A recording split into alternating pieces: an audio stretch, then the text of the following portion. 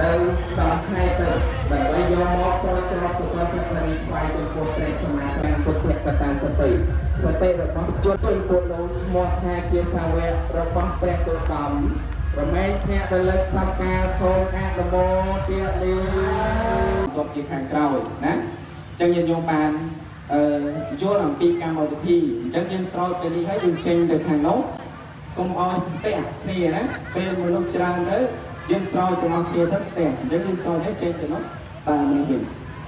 តនោះទៅនេះតាមទាំងក្រអូបនេះដើម្បីសេចក្តីចម្រើនដើម្បីជាប្រយោជន៍ដើម្បីខ្ញុំព្រះករុណាសូមក្រាបថ្វាយបង្គំនៅព្រះសាទធម្មនោះដោ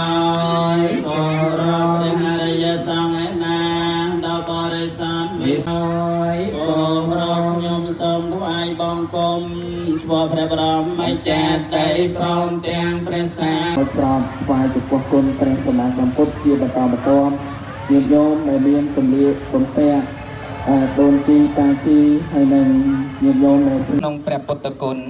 អស់ការចំណាយស្រោចស្រពសុគន្ធវរីស្រង់ព្រះថ្វាយចំពោះព្រះសម្មាសម្ពុទ្ធការស្រង់ព្រះនេះគឺមានសម្ដែង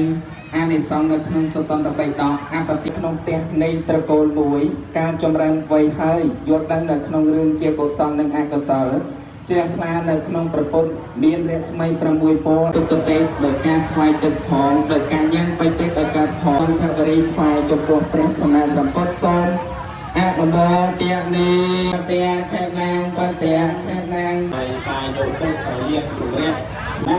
ហើយការមកសបាយហ្នឹងគឺអត់មានមកឆ្លោះគ្នាទេគឺមកបំពេញបន់ហើយក៏ធ្វើ